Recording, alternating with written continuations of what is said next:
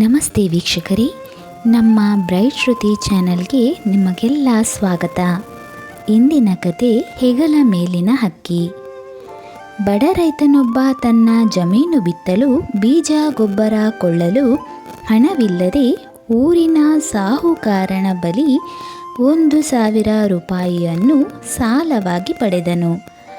ಮಳೆಗಾಲಕ್ಕೆ ಮುನ್ನ ನೆಲವನ್ನು ಉತ್ತು ಆ ಹಣದಲ್ಲಿ ತಂದ ಬೀಜ ಬಿತ್ತಿ ಒಳ್ಳೆಯ ಫಲ ಪಡೆದು ತನ್ನ ಕುಟುಂಬಕ್ಕೆ ಆಗುವಷ್ಟು ಇಟ್ಟುಕೊಂಡು ಉಳಿದದ್ದನ್ನು ಮಾರಿದ ಬಳಿಕ ಸಾಹುಕಾರನ ಹಣವನ್ನು ಬಡ್ಡಿ ಸಮೇತ ಹಿಂತಿರುಗಿಸಲು ಬಂದನು. ಸಾಹುಕಾರನು ತನ್ನ ಮನೆಯ ಅಂಗಳದ ಕಾರಂಜಿಯ ಮೇಲೆ ಕುಳಿತಿದ್ದ ಅಪರೂಪದ ಒಂದು ಬಣ್ಣ ಬಣ್ಣದ ಪುಟ್ಟ ಪಕ್ಷಿಯನ್ನು ನೋಡುತ್ತಾ ಕುಳಿತಿದ್ದನು. ರೈತನು ಅದನ್ನು ಕಣ್ತುಂಬ ನೋಡಿ ಆನಂದಪಟ್ಟು ಹಣವನ್ನು ಹಿಂತಿರುಗಿಸಿಕೊಟ್ಟು ಹೊರಟು ಹೋದನು. ಸ್ವಲ್ಪ ಕಾಲದ ಬಳಿಕ ಸಾಹುಕಾರನು ಕೆಟ್ಟ ಯೋಚನೆ ಮಾಡಿ ಮತ್ತೆ ರೈತನಿಗೆ ತಾನು ಕೊಟ್ಟ ಹಣ ಕೊಡು ಎಂದು ಹೇಳಿದನು. ಬಡ ರೈತನು ಇದನ್ನು ಕೇಳಿ ಗಾಬರಿಗೊಂಡನು.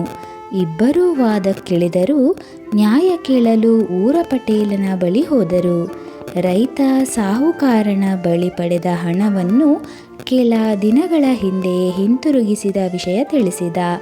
ಸಾಹುಕಾರ ಇದನ್ನು ಸುಳ್ಳು ಎಂದು ವಾದ ಮಾಡಿದ. ಹಣ ಪಡೆದ ನಂತರ ರೈತನು ತನ್ನ ಮನೆಯ ಕಡೆಗೆ ತಿರುಗಿ ಬಂದಿಲ್ಲ ಎಂದ. ರೈತ ತಾನು ಬಂದ ದಿನ ವೇಳೆಯನ್ನು ತಿಳಿಸಿದ. ಆದರೂ ಸಾಹುಕಾರ ತನ್ನ ಹಠ ಬಿಡಲೇ ಇಲ್ಲ. ರೈತ ತಾನು ಬಂದಾಗ ಸಾಹುಕಾರನು ಮನೆಯ ಅಂಗಳದಲ್ಲಿ ಇದ್ದನೆಂದು, ಆತನ ಹೆಗಲ ಮೇಲೆ ಒಂದು ಸುಂದರ ಪಕ್ಷಿ ಕುಳಿತಿತ್ತು ಎಂದು ಹೇಳಿದ. ತಕ್ಷಣ ಸಾಹುಕಾರನು, ಸುಳ್ಳು, ಪಕ್ಷಿ ನನ್ನ ಹೆಗಲ ಮೇಲೆ ಕುಳಿತಿರಲಿಲ್ಲ, ಅದು ಕಾರಂಜಿಯ ಮೇಲೆ ಕುಳಿತಿತ್ತು ಎಂದ.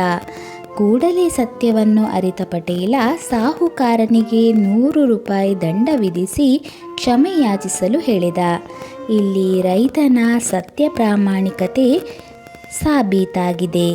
ಈ ಕತೆ ನಿಮಗೆ ಇಷ್ಟವಾದರೆ ಒಂದು ಲೈಕ್ ಕೊಟ್ಟು ಹಾಗೆ ನಿಮ್ಮ ಅನಿಸಿಕೆಯನ್ನು ಕಮೆಂಟ್ ಮೂಲಕ ತಿಳಿಸಿ.